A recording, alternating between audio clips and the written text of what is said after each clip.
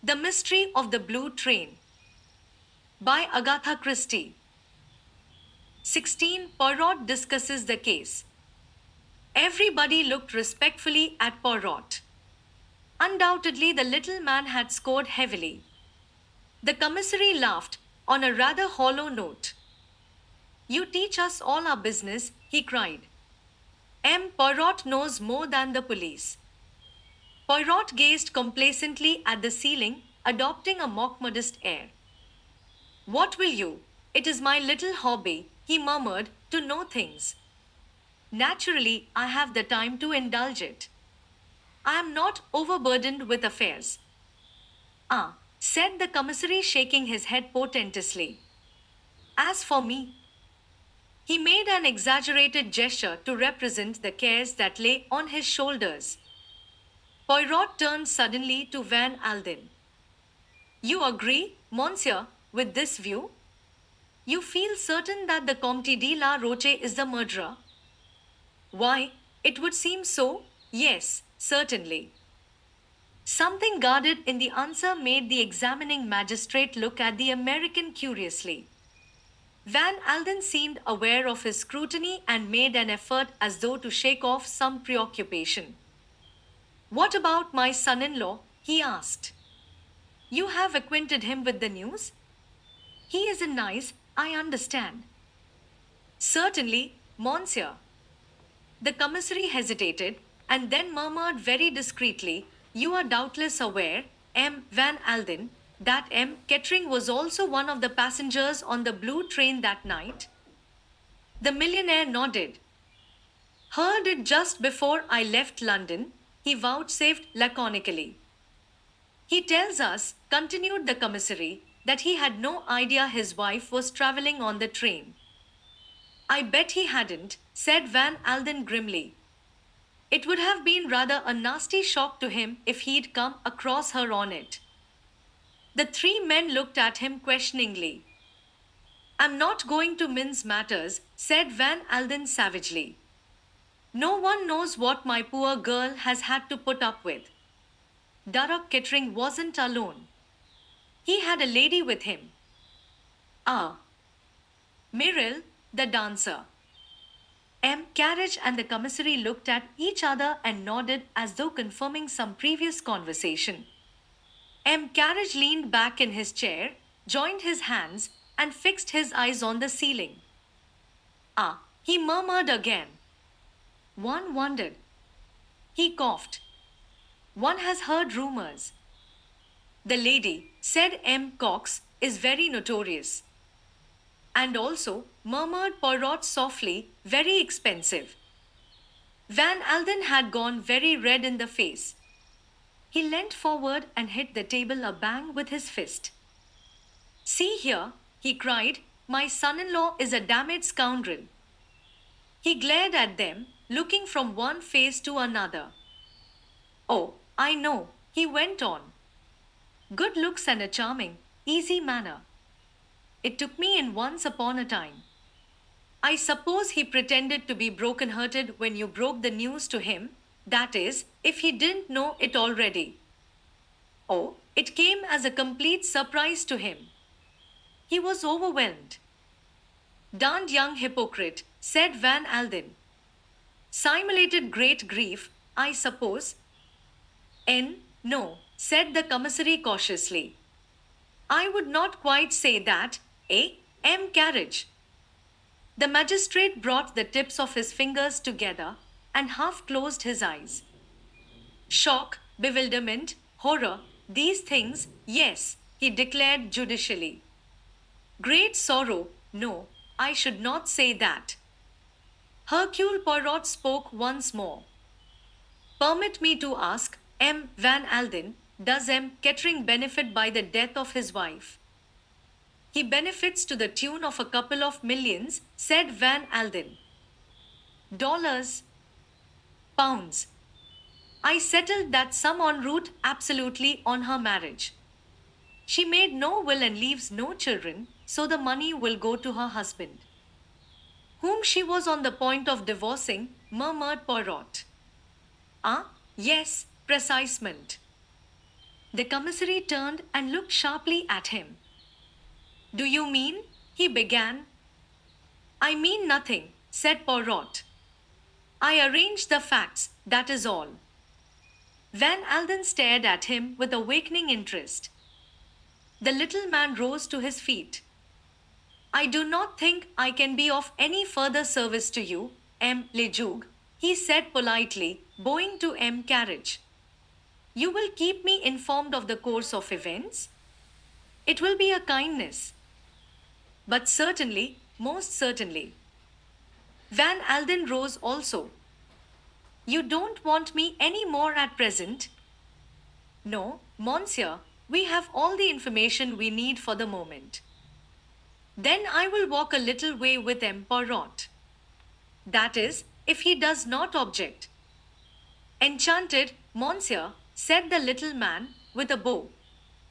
Van Alden lighted a large cigar, having first offered one to Poirot, who declined it and lit one of his own tiny cigarettes. A man of great strength of character, Van Alden already appeared to be his everyday, normal self once more. After strolling along for a minute or two in silence, the millionaire spoke. I take it, M. Poirot, that you no longer exercise your profession. That is so, monsieur. I enjoy the world. Yet you are assisting the police in this affair. Monsieur, if a doctor walks along the street and an accident happens, does he say, I have retired from my profession, I will continue my walk, when there is someone bleeding to death at his feet? If I had been already in Nice, and the police had sent to me and asked me to assist them, I should have refused. But this affair, the good God thrust it upon me. You were on the spot, said Van Alden thoughtfully. You examined the compartment, did you not? Poirot nodded. Doubtless you found things that were, shall we say, suggestive to you. Perhaps, said Poirot. I hope you see what I am leading up to, said Van Alden. It seems to me that the case against this Comte de la Roche is perfectly clear, but I am not a fool.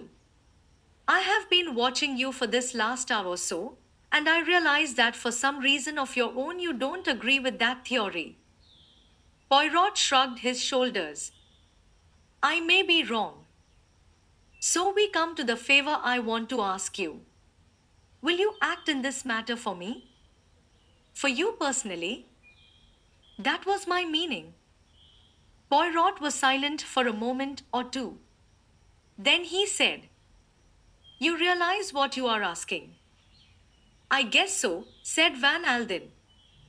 Very well, said Poirot. I accept. But in that case, I must have frank answers to my questions. Why, certainly. That is understood. Poirot's manner changed. He became suddenly brusque and businesslike. This question of a divorce, he said. It was you who advised your daughter to bring the suit. Yes. When? About 10 days ago.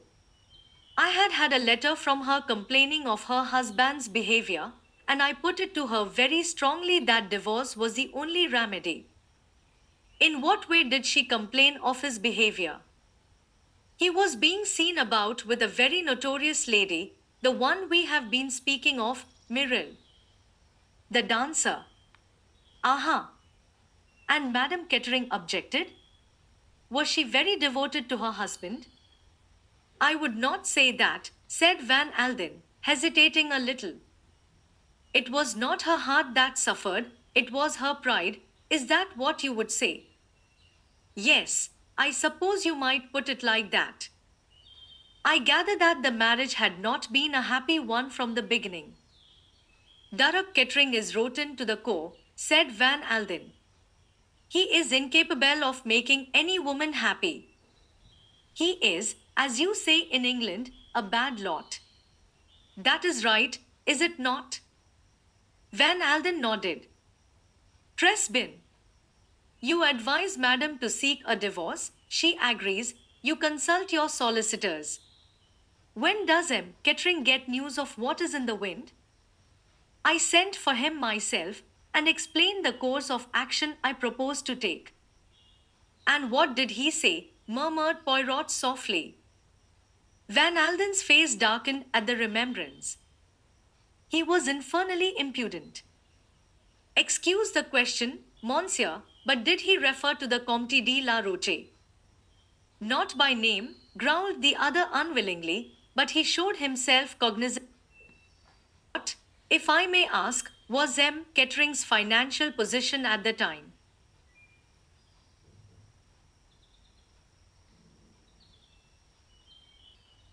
How do you suppose I should know that? Asked Van Alden, after a very brief hesitation. It seemed likely to me that you would inform yourself on that point. Well, you are quite right, I did. I discovered that Kettering was on the rocks. And now he has inherited £2 million. La why, it is a strange thing, is it not? Van Alden looked at him sharply. What do you mean? I morales, said Poirot. I reflect, I speak the philosophy. But to return to where we were. Surely Kettering did not propose to allow himself to be divorced without making a fight for it. Van Alden did not answer for a minute or two, then he said, I don't exactly know what his intentions were. Did you hold any further communications with him? Again a slight pause, then Van Alden said, No. Poirot stopped dead, took off his hat, and held out his hand.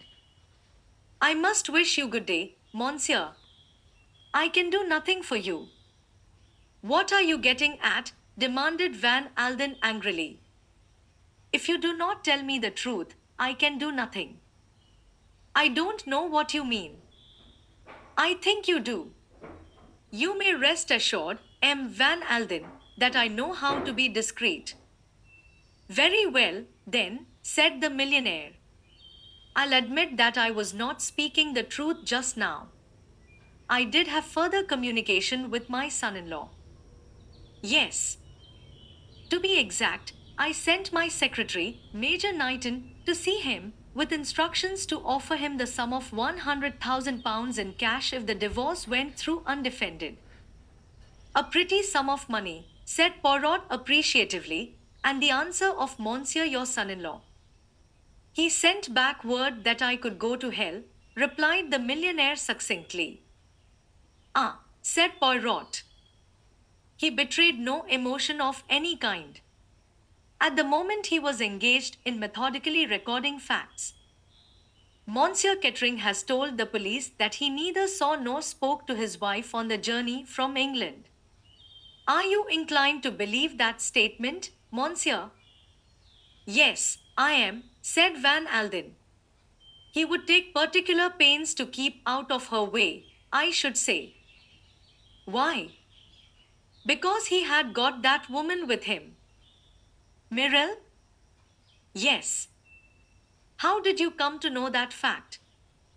A man of mine, whom I had put on to watch him, reported to me that they had both left by that train. I see, said Poirot. In that case, as you said before, he would not be likely to attempt to hold any communication with Madame Kettering. The little man fell silent for some time. Van Alden did not interrupt his meditation. 17. An aristocratic gentleman. You have been to the Riviera before, Georges, said Poirot to his valet the following morning. George was an intensely English, rather wooden-faced individual. Yes, sir. I was here 2 years ago when I was in the service of Lord Edward Frampton. And today, murmured his master, you are here with Hercule Poirot. How one mounts in the world! The valet made no reply to this observation. After a suitable pause he asked, The brown lounge suit, sir? The wine is somewhat chilly today. There is a grease spot on the waistcoat, objected Poirot. A morsel of filet de sole et la Jeanette alighted there when I was lunching at the Ritz last Tuesday. There is no spot there now, sir, said George reproachfully. I have removed it. Tres bin, said Poirot. I am pleased with you, Georges. Thank you, sir. There was a pause, and then Poirot murmured dreamily. Supposing, my good Georges, that you had been born in the same social sphere as your late master, Lord Edward Frampton, that, penniless yourself, you had married an extremely wealthy wife, but that wife proposed to divorce you, with excellent reasons, what would you do about it? I should endeavor, sir, replied George, to make her change her mind. By peaceful or by forcible methods. George looked shocked. You will excuse me, sir, he said, but a gentleman of the aristocracy would not behave like a Whitechapel coster. He would not do anything low. Would he not, Georges? I wonder now. Well, perhaps you are right. There was a knock on the door. George went to it and opened it a discreet inch or two. A low murmured colloquy went on, and then the valet returned to Poirot. A note, sir. Poirot took it. It was from M. Cox, the commissary of police. We are about to interrogate the Comte de la Roche. The Duke de Instruction begs that you will be present. Quickly, my suit, Georges. I must hasten myself. A quarter of an hour later, spike and span in his brown suit, Poirot entered the examining magistrate's room. M. Cox was already there, and both he and M. Carriage greeted Poirot with polite empressement. The affair is somewhat discouraging, murmured M. Cox.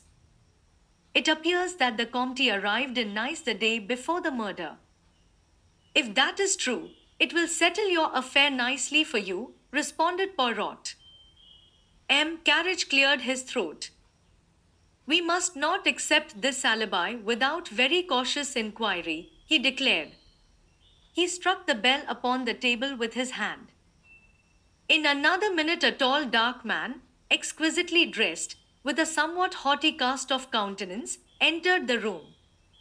So very aristocratic looking was the Count, that it would have seemed sheer heresy even to whisper that his father had been an obscure conch chandler in Nantes, which, as a matter of fact, was the case. Looking at him, one would have been prepared to swear that innumerable ancestors of his must have perished by the guillotine in the French Revolution. I am here, gentlemen, said the Count haughtily. May I ask why you wish to see me? Pray be seated, Monsieur le Comte, said the examining magistrate politely. It is the affair of the death of Madame Kettering that we are investigating. The death of Madame Kettering? I do not understand. You were, ahem, acquainted with the lady, I believe, Monsieur le Comte. Certainly I was acquainted with her. What has that to do with the matter?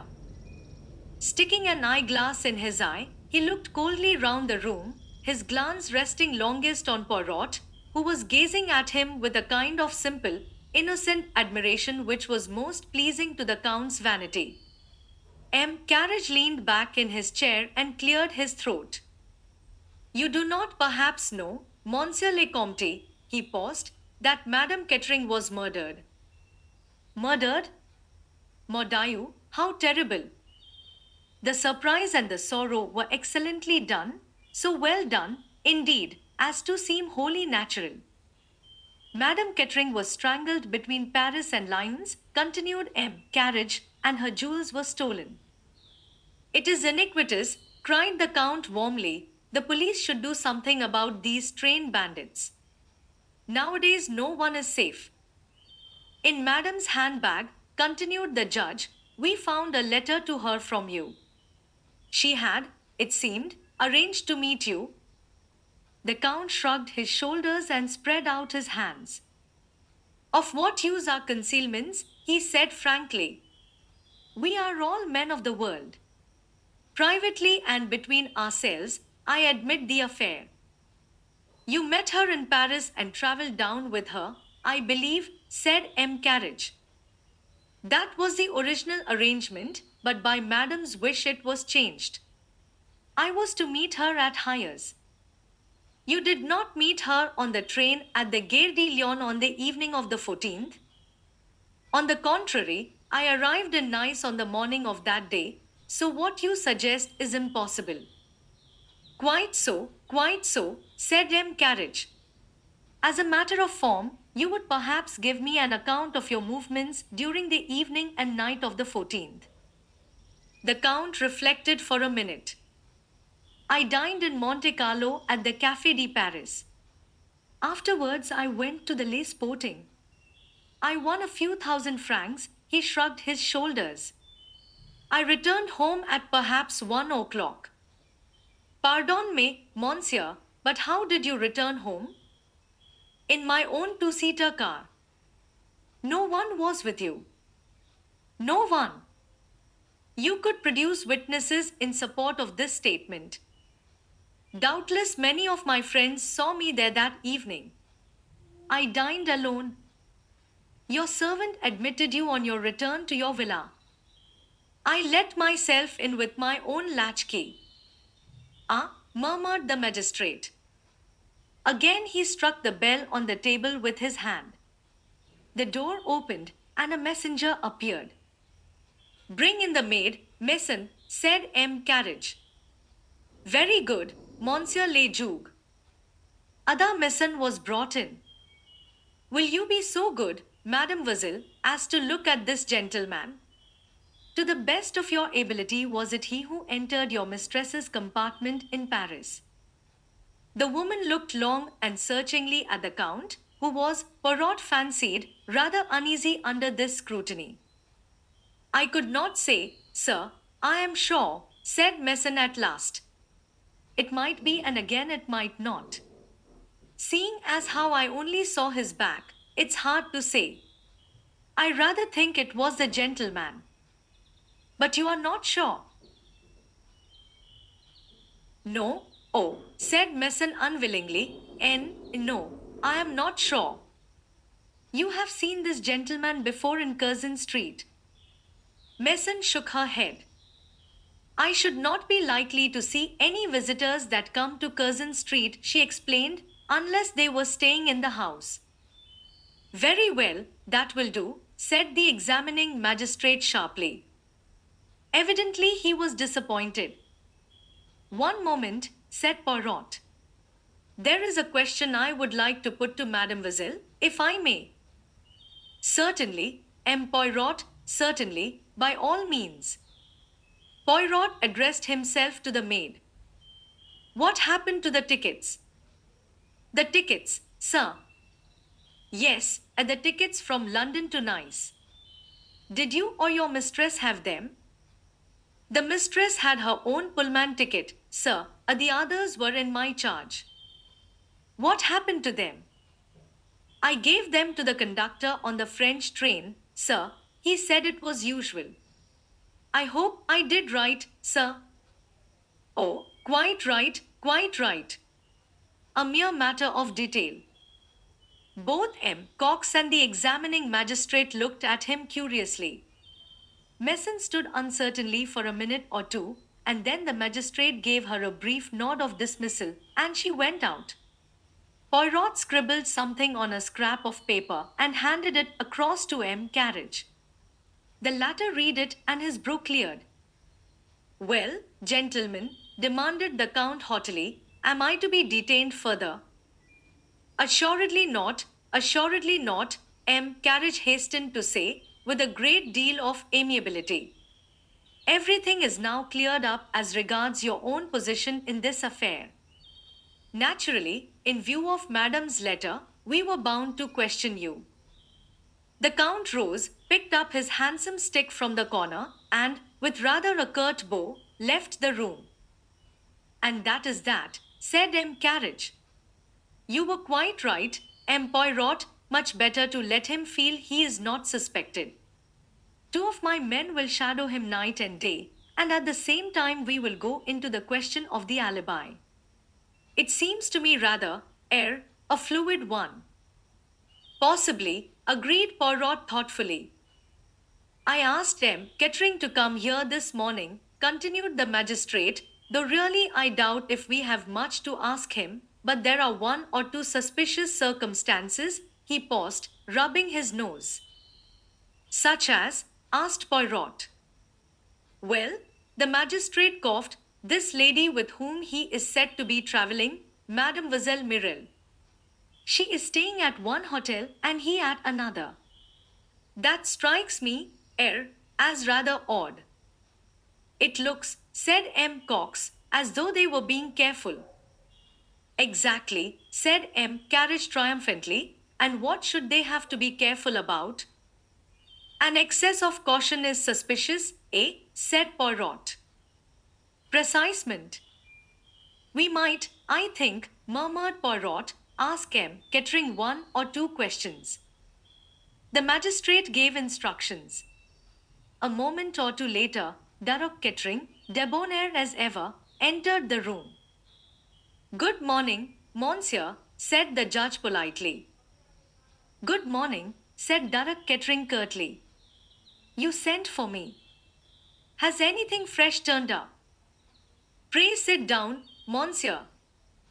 Durrock took a seat and flung his hat and stick on the table. Well, he asked impatiently. We have, so far, no fresh data, said M. Carriage cautiously. That's very interesting, said Durrock dryly. Did you send for me here in order to tell me that? We naturally thought, monsieur, that you would like to be informed of the progress of the case, said the magistrate severely. Even if the progress was non-existent.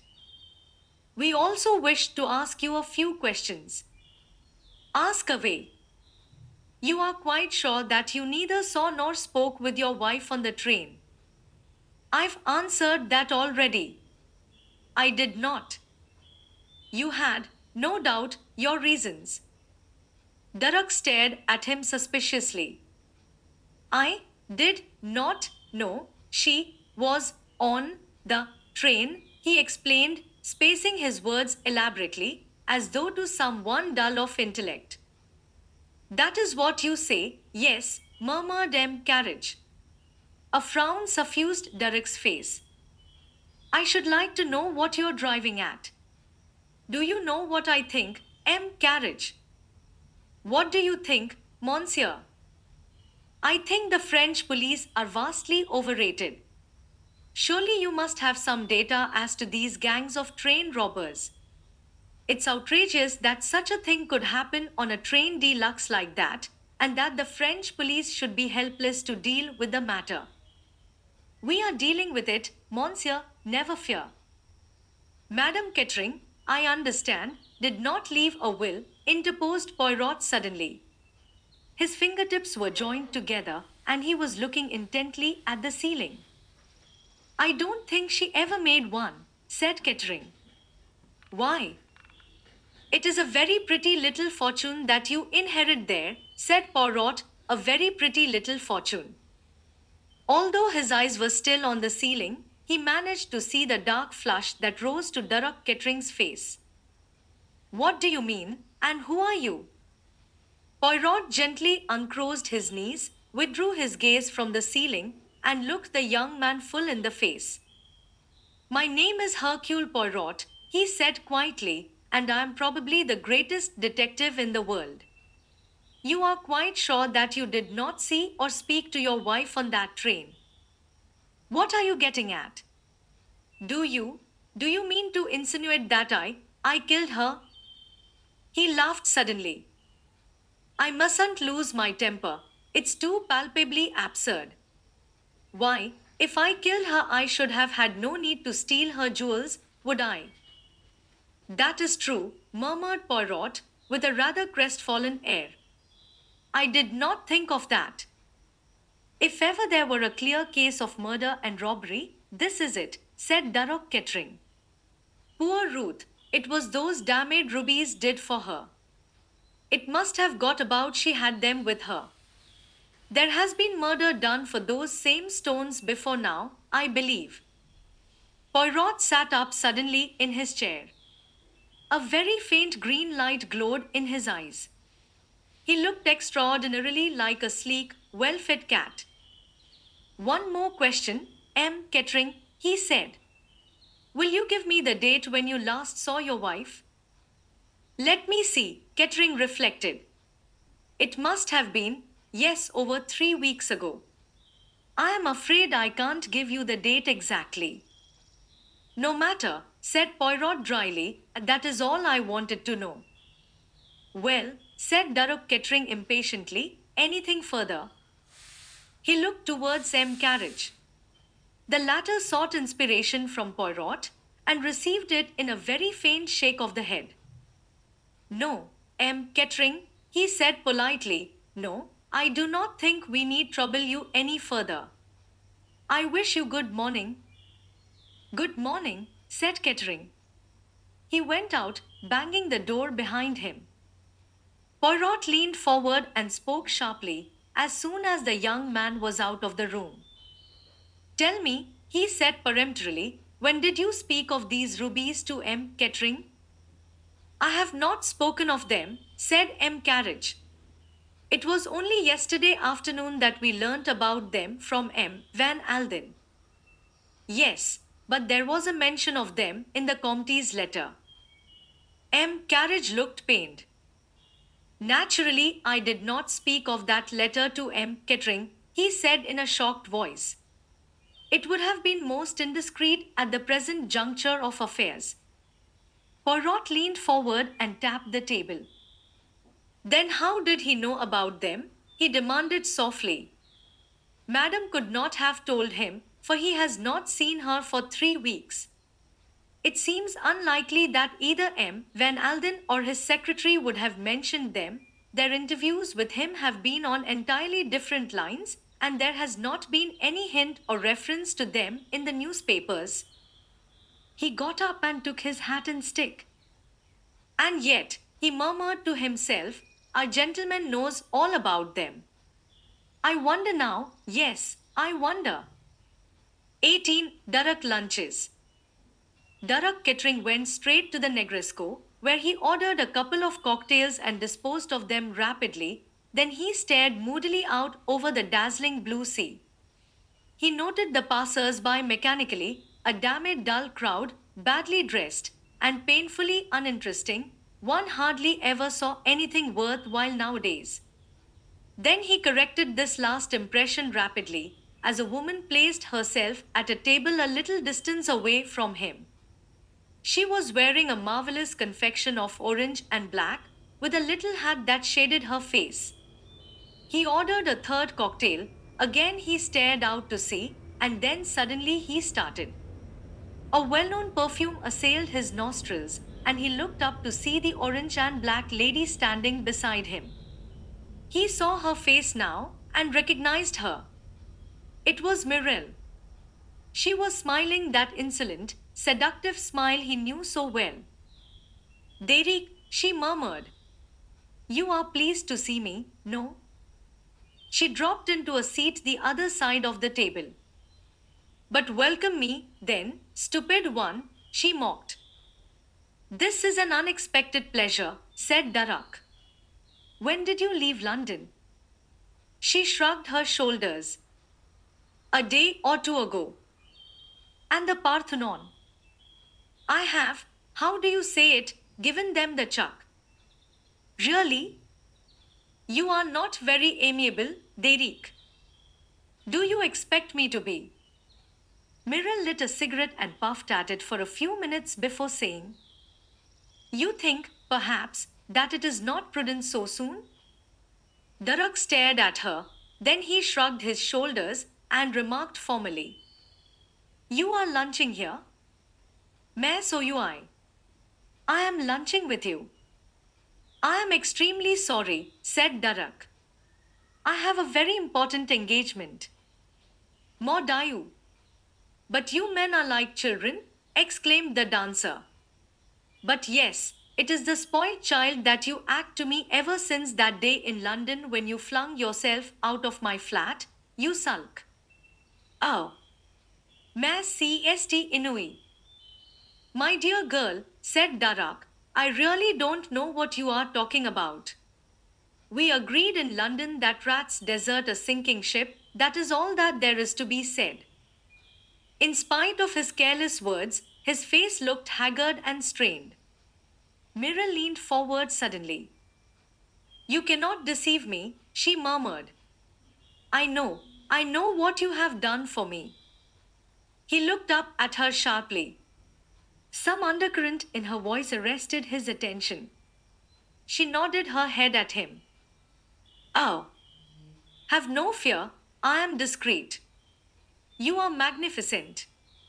You have a superb courage, but, all the same, it was I who gave you the idea that day, when I said to you in London that accidents sometimes happened. And you are not in danger? The police do not suspect you. What the devil? Hosh! She held up a slim olive hand with one big emerald on the little finger. You are right, I should not have spoken so in a public place.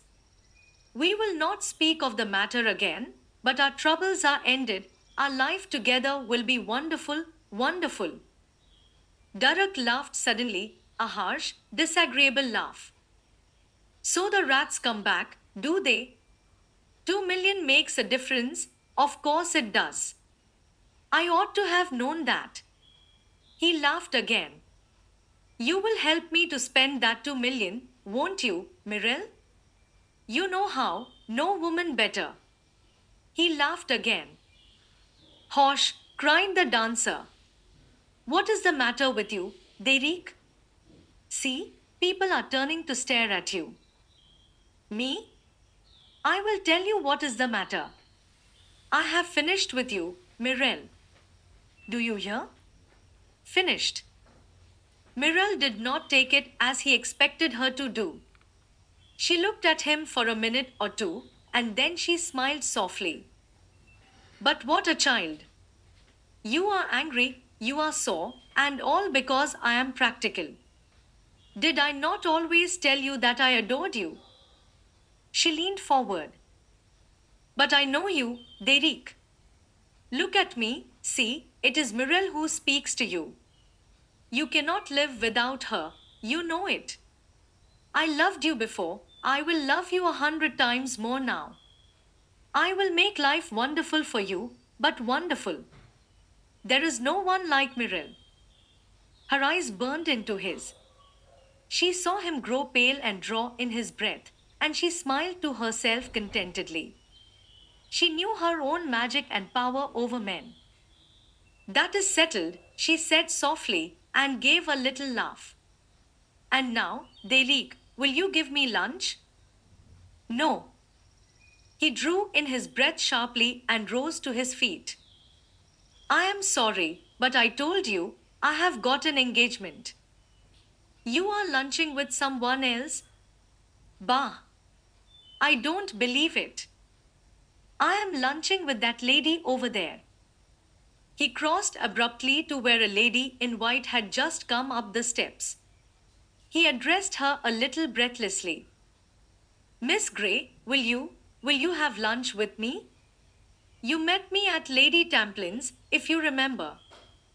Catherine looked at him for a minute or two with those thoughtful grey eyes that said so much. Thank you, she said, after a moment's pause, I should like to very much. 19. An unexpected visitor. The Comte de la Roche had just finished déjeuner, consisting of an omelette fines herbs, an entrecôte béarnaise, and a savarin au rhum. Wiping his fine black moustache delicately with his table napkin, the Comte rose from the table.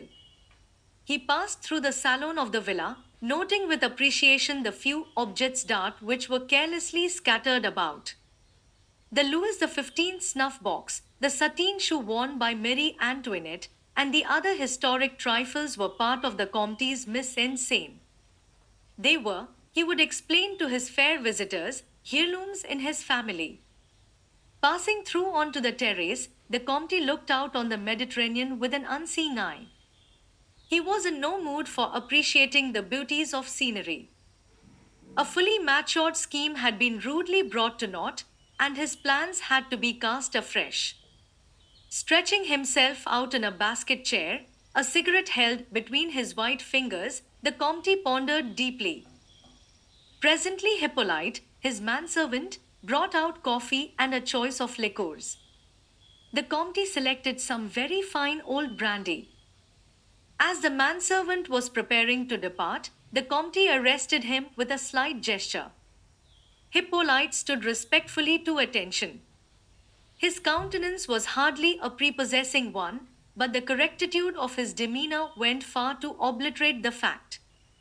He was now the picture of respectful attention. It is possible, said the Comte, that in the course of the next few days various strangers may come to the house. They will endeavor to scrape acquaintance with you and with Mary. They will probably ask you various questions concerning me. Yes, Monsieur le Comte. Perhaps this has already happened? No, Monsieur le Comte. There have been no strangers about the place? You are certain? There has been no one, Monsieur le Comte. That is well, said the Comte dryly. Nevertheless, they will come, I am sure of it. They will ask questions. Hippolyte looked at his master in intelligent anticipation. The Comte spoke slowly, without looking at Hippolyte. As you know, I arrived here last Tuesday morning. If the police or any other inquirer should question you, do not forget that fact. I arrived on Tuesday, the 14th, not Wednesday, the 15th. You understand? Perfectly, Monsieur le Comte. In an affair where a lady is concerned, it is always necessary to be discreet. I feel certain, Hippolyte, that you can be discreet. I can be discreet, Monsieur. And Marie. Mary also. I will answer for her. That is well then, murmured the Comte. When Hippolyte had withdrawn, the Comte sipped his black coffee with a reflective air. Occasionally he frowned, once he shook his head slightly, twice he nodded it. Into the midst of these cogitations came Hippolyte once more. A lady, Monsieur. A lady. The Comte was surprised. Not that a visit from a lady was an unusual thing at the Villa Marina, but at this particular moment the Comte could not think who the lady was likely to be. She is, I think, a lady not known to Monsieur, murmured the valet helpfully. The Comte was more and more intrigued. Show her out here, Hippolyte, he commanded.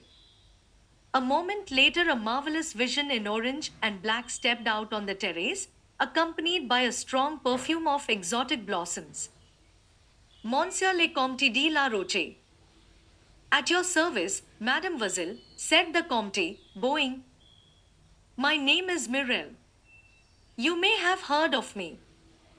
Ah, indeed, mademoiselle, but who has not been enchanted by the dancing of Mademoiselle Mirel? Exquisite. The dancer acknowledged this compliment with a brief mechanical smile. My descent upon you is unceremonious, she began. But seat yourself, I beg of you, mademoiselle, cried the Comte, bringing forward a chair. Behind the gallantry of his manner, he was observing her narrowly. There were very few things that the Comte did not know about women. True, his experience had not lain much in ladies of Mirel's class, who were themselves predatory. He and the dancer were, in a sense, birds of a feather. His arts, the Comte knew, would be thrown away on Mirel. She was a Parisian, and a shrewd one. Nevertheless, there was one thing that the Comte could recognize infallibly when he saw it. He knew at once that he was in the presence of a very angry woman, and an angry woman, as the Comte was well aware, always says more than is prudent, and is occasionally a source of profit to a level headed gentleman who keeps cool. It is most amiable of you, Mademoiselle, to honor my poor abode thus. We have mutual friends in Paris, said Mirel. I have heard of you from them, but I come to see you today for another reason. I have heard of you since I came to Nice, in a different way, you understand. Ah, said the Comte softly. I will be brutal, continued the dancer, nevertheless, believe that I have your welfare at heart. They are saying in Nice, Monsieur le Comte, that you are the murderer of the English lady, Madame Kettering. I, the murderer of Madame Kettering? Bah! But how absurd! He spoke more languidly than indignantly, knowing that he would thus provoke her further. But yes, she insisted, it is as I tell you. It amuses people to talk, murmured the Comte indifferently. It would be beneath me to take such wild accusations seriously. You do not understand. Myrrel bent forward, her dark eyes flashing. It is not the idle talk of those in the streets. It is the police. The police? Ah. The Comte sat up, alert once more. Myrrel nodded her head vigorously several times. Yes, yes. You comprehend me, I have friends everywhere. The prefect himself, she left the sentence unfinished, with an eloquent shrug of the shoulders. Who is not indiscreet where a beautiful woman is concerned, murmured the Count politely. The police believe that you killed Madame Kettering. But they are wrong. Certainly they are wrong, agreed the Comte easily. You say that, but you do not know the truth. I do. The Comte looked at her curiously. You know who killed Madame Kettering? Is that what you would say, Mademoiselle? Myrrel nodded vehemently. Yes. Who was it? Asked the Comte sharply. Her husband. She bent nearer to the Comte, speaking in a low voice that vibrated with anger and excitement. It was her husband who killed her. The Comte leant back in his chair. His face was a mask.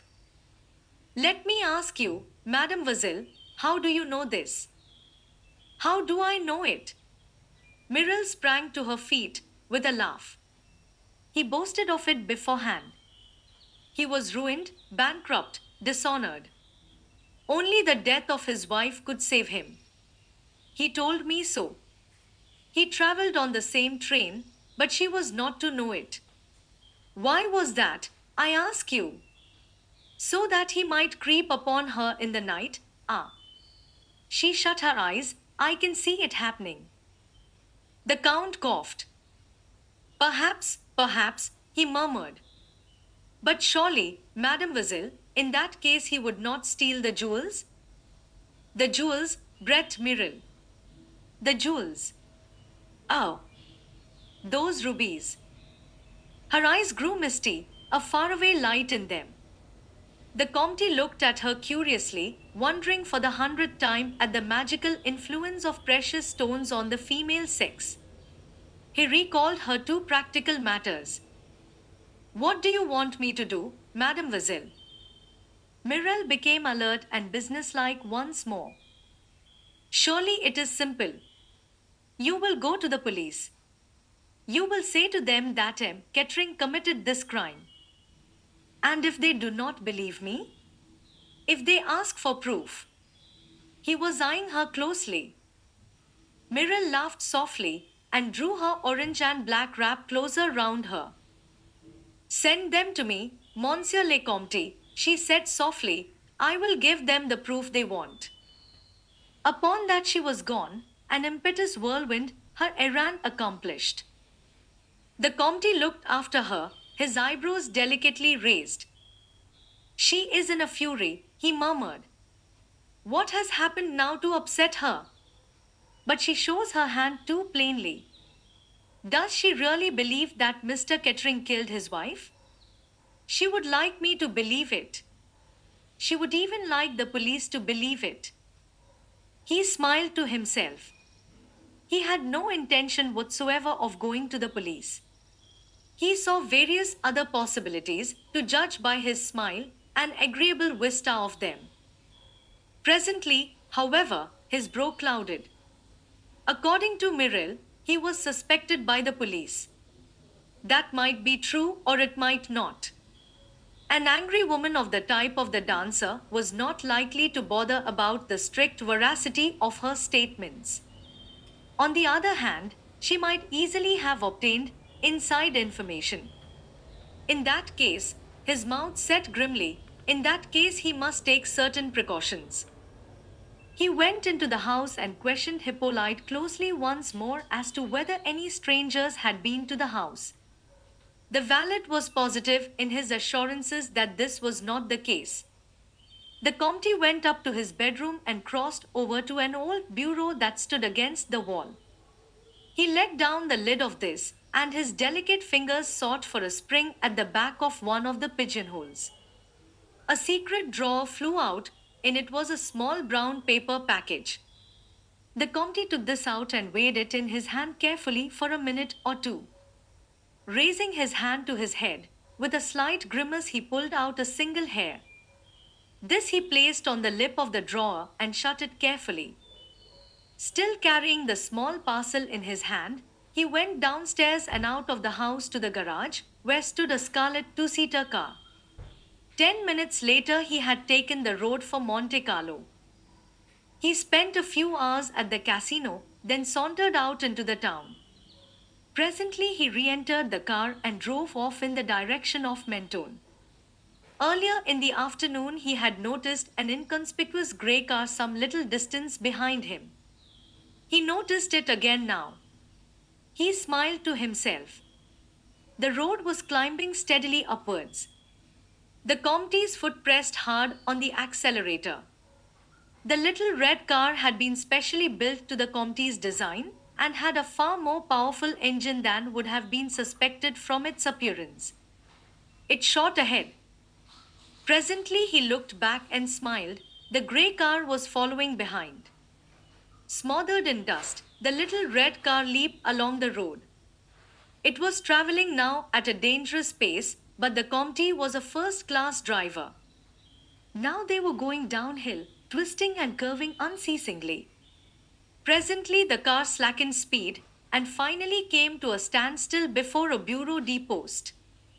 The Comte jumped out, lifted the lid of the tool chest, extracted the small brown paper parcel and hurried into the post office. 2 minutes later he was driving once more in the direction of Mentone.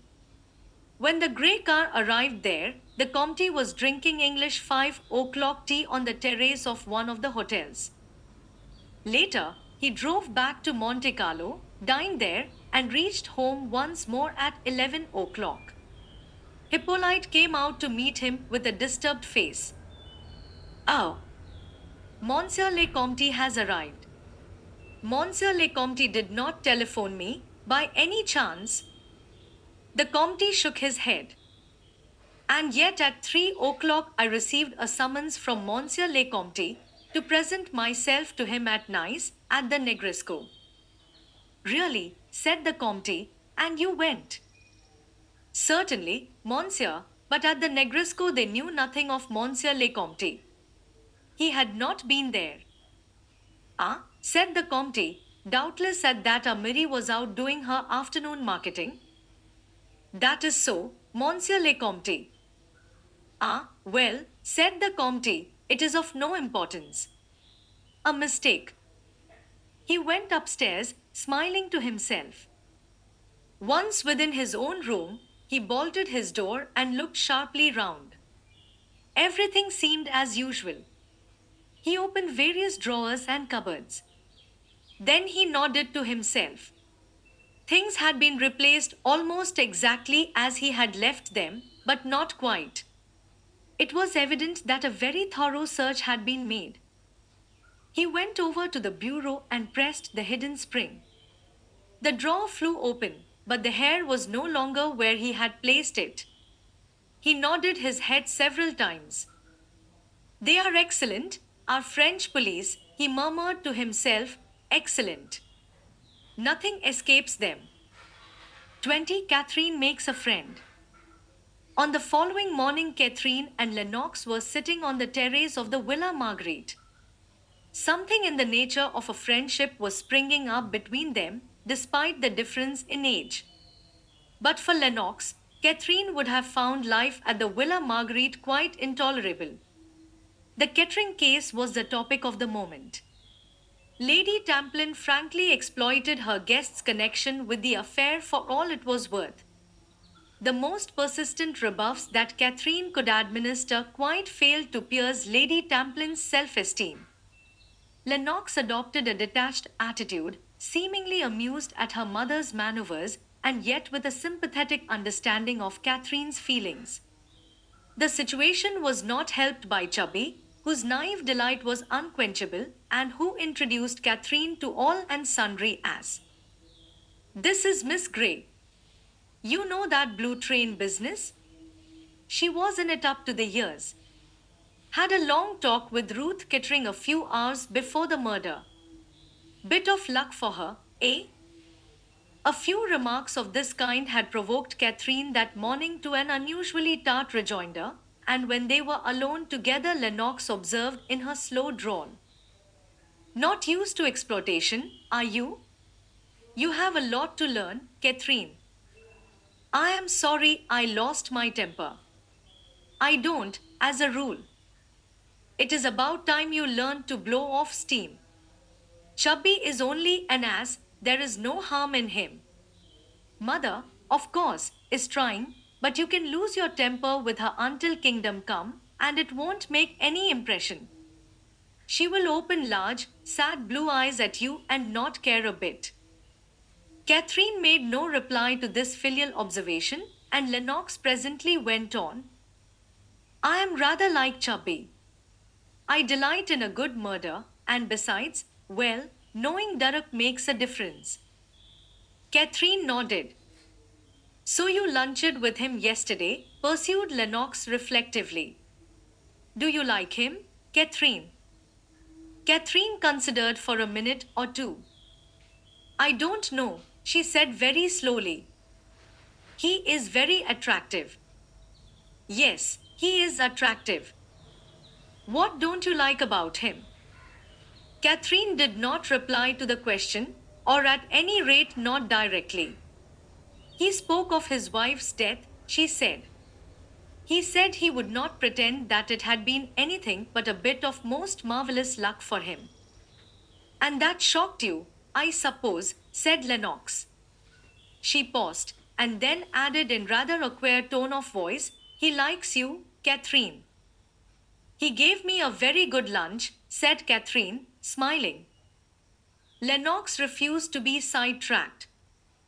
"I saw it the night he came here," she said thoughtfully. "The way he looked at you, and you are not his usual type, just the opposite. Well, I suppose it is like religion, you get it at a certain age." "Mademoiselle is wanted at the telephone," said Mary, appearing at the window of the salon. "Hercule Poirot desires to speak with her." More blood and thunder. "Go on, Catherine, go and dally with your detective." Hercule Poirot's voice came neat and precise in its intonation to Catherine's ear. "That is Mademoiselle Grey who speaks. Bon, Mademoiselle, I have a word for you from Van Alden, the father of Madame Kettering. He wishes very much to speak with you, either at the Villa Marguerite or at his hotel, whichever you prefer." Catherine reflected for a moment, but she decided that for Van Alden to come to the Villa Marguerite would be both painful and unnecessary. Lady Tamplin would have hailed his advent with far too much delight. She never lost a chance of cultivating millionaires. She told Poirot that she would much rather come to Nice. "Excellent, Mademoiselle. I will call for you myself in an auto. Shall we say in about 3/4 of an hour?" Punctually to the moment Poirot appeared. Catherine was waiting for him, and they drove off at once. Well, Mademoiselle, how goes it? She looked at his twinkling eyes and was confirmed in her first impression that there was something very attractive about M. Hercule Poirot. This is our own Roman Policia, is it not? Said Poirot. I made you the promise that we should study it together. And me, I always keep my promises. You are too kind, murmured Catherine. Ah, you mock yourself at me. But do you want to hear the developments of the case, or do you not? Catherine admitted that she did, and Poirot proceeded to sketch for her a thumbnail portrait of the Comte de la Roche. You think he killed her, said Catherine thoughtfully. That is the theory, said Poirot guardedly. Do you yourself believe that? I did not say so. And you, Mademoiselle, what do you think? Catherine shook her head. How should I know? I don't know anything about those things, but I should say that. Yes, said Poirot encouragingly. Well, from what you say, the Count does not sound the kind of man who would actually kill anybody. Oh, very good, cried Poirot. You agree with me? That is just what I have said. He looked at her sharply. But tell me, you have met Mr. Durrock Kettering? I met him at Lady Tamplin's, and I lunched with him yesterday. A mauvais sujet, said Poirot, shaking his head, but les femmes, they like that, eh? He twinkled at Catherine and she laughed. He is the kind of man one would notice anywhere, continued Poirot. Doubtless you observed him on the blue train. Yes, I noticed him. In the restaurant car? No, I didn't notice him at meals at all. I only saw him once, going into his wife's compartment. Poirot nodded. A strange business, he murmured. I believe you said you were awake, Mademoiselle, and looked out of your window at Lyons? You saw no tall dark man such as the Comte de la Roche leave the train. Catherine shook her head. I don't think I saw any one at all, she said. There was a youngish lad in a cap and overcoat who got out, but I don't think he was leaving the train, only walking up and down the platform. There was a fat Frenchman with a beard, in pyjamas and an overcoat, who wanted a cup of coffee. Otherwise, I think there were only the train attendants. Poirot nodded his head several times. It is like this, you see, he confided, the Comte de la Roche has an alibi. An alibi, it is a very pestilential thing, and always open to the gravest suspicion. But here we are. They went straight up to Van Alden's suite, where they found Knighton. Poirot introduced him to Catherine. After a few commonplaces had been exchanged, Knighton said, I will tell Mr. Van Alden that Miss Grey is here. He went through a second door into an adjoining room.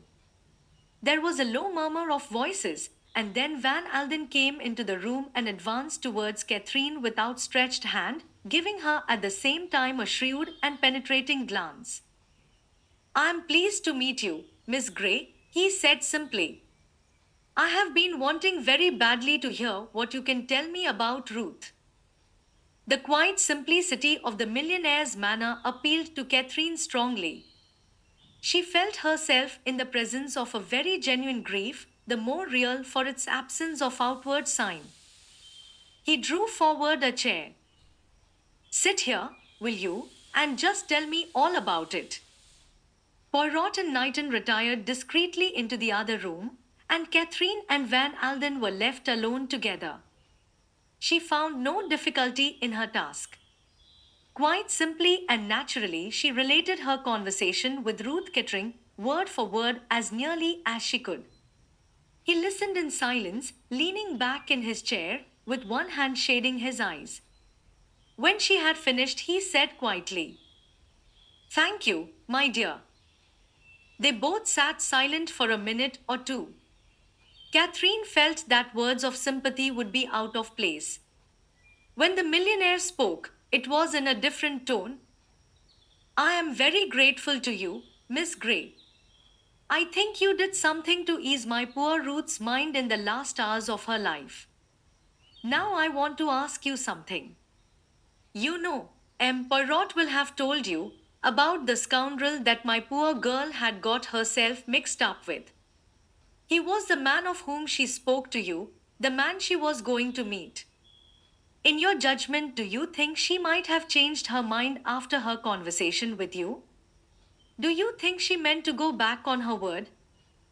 I can't honestly tell you. She had certainly come to some decision and seemed more cheerful in consequence of it. She gave you no idea where she intended to meet the skunk, whether in Paris or at Hyers. Catherine shook her head. She said nothing as to that. Ah, said Van Alden thoughtfully, and that is the important point. Well, time will show. He got up and opened the door of the adjoining room. Poirot and Knighton came back. Catherine declined the millionaire's invitation to lunch, and Knighton went down with her and saw her into the waiting car. He returned to find Poirot and Van Alden deep in conversation. If we only knew, said the millionaire thoughtfully, what decision Ruth came to. It might have been any of half a dozen. She might have meant to leave the train at Paris and cable to me. She may have meant to have gone on to the south of France and have an explanation with the Count there. We are in the dark, absolutely in the dark. But we have the maid's word for it that she was both startled and dismayed at the Count's appearance at the station in Paris. That was clearly not part of the preconceived plan. You agree with me, Knighton? The secretary started. I beg your pardon, Mr. Van Alden. I was not listening. Daydreaming, eh? Said Van Alden. That's not like you. I believe that girl has bowled you over. Knighton blushed. She is a remarkably nice girl, said Van Alden thoughtfully, very nice. Did you happen to notice her eyes? Any man, said Knighton, would be bound to notice her eyes.